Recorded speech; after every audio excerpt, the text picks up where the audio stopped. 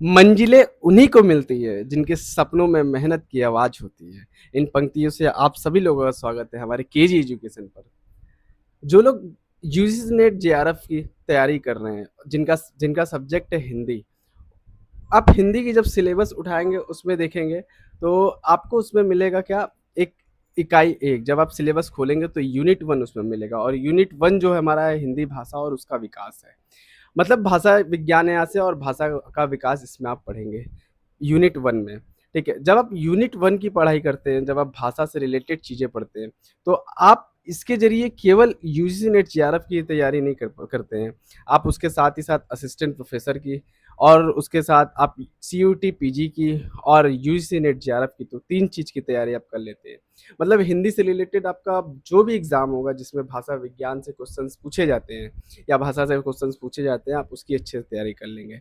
देखिए, इस भाषा विज्ञान में इस हिंदी भाषा और उसका विकास जो यूनिट वन है उसमें कौन कौन से टॉपिक्स लगे हुए हैं।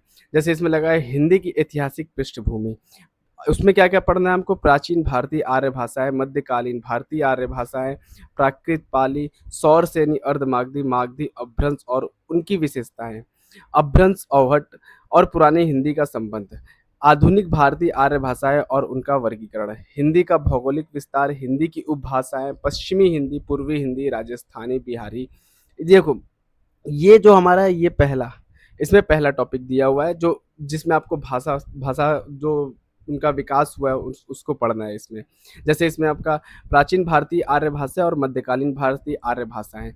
अब इसमें कौन कौन सा पढ़ना है हमें, पाली, प्राकृत, ये प्राचीन भारतीय आर्य भाषा है। अब ये मध्यकालीन, सौर सैनी, अर्धमागधी, मागधी, अपभ्रंश, उनकी विशेषता, औहट, अपभ्रंश, औहट और पुरानी हिंदी का संबंध, आधुनिक भारतीय आर्य भाषा और उनका वर्गीकरण।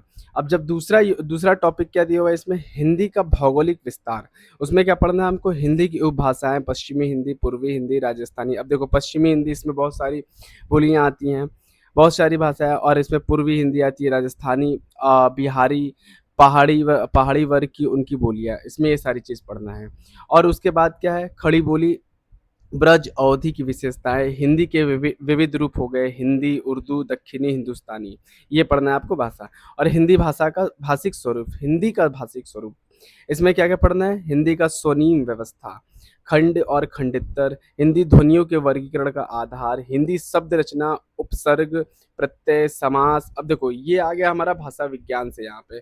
अब जब सीयूटी पीजी का एग्जाम दोगे तो उसमें भी आप भाषा विज्ञान से रिलेटेड क्वेश्चन देखोगे, या असिस्टेंट प्रोफेसर का कहीं का एग्जाम देते हो तो भाषा विज्ञान से रिलेटेड आप उसमें क्वेश्चन देखते हो।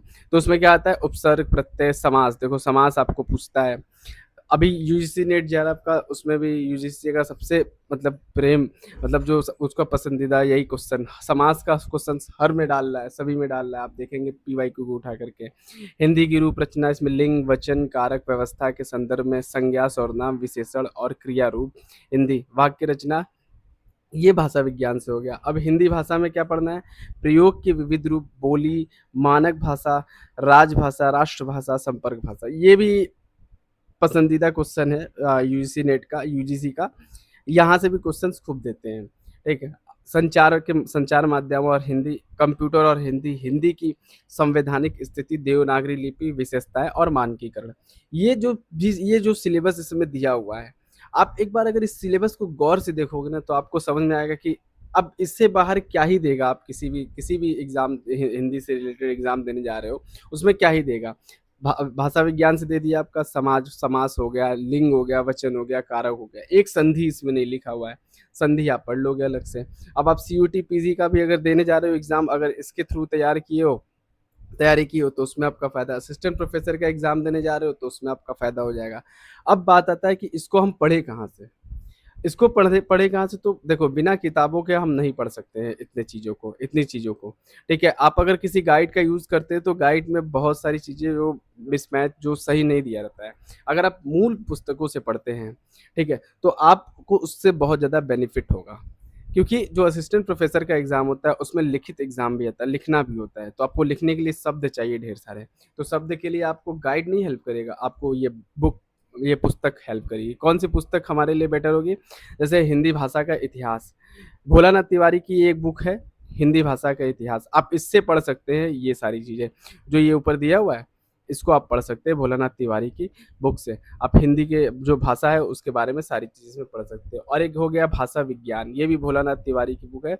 भाषा विज्ञान से आप सारी चीज़ जो भाषा विज्ञान में है हमारा, जैसे संधि हो गया, समास हो गया, कारक हो गया, लिंग वचन हो गया, लिंग हो गया, वचन हो गया, संज्ञा हो गया, सर्वनाम हो गया, ये सारी चीज़ आप कहाँ से पढ़ सकते हैं? भाषा विज्ञान से पढ़ सकते हैं। तो आपके लिए ये 2 बुक बहुत ज़्यादा इम्पोर्टेंट है। आप भाषा विज्ञान की तैयारी करना चाहते हो तो इन्हीं 2 बुक को प्रेफ़र करना, आपको ज़्यादा बेनिफिट होगा, ठीक है? और ज़्यादा गाइड के चक्कर में नहीं पड़ना है, अच्छे से अगर आप इस बुक को देख लोगे तो आपका ये हिंदी भाषा जो है वो अच्छे से कंप्लीट हो जाएगा, ठीक?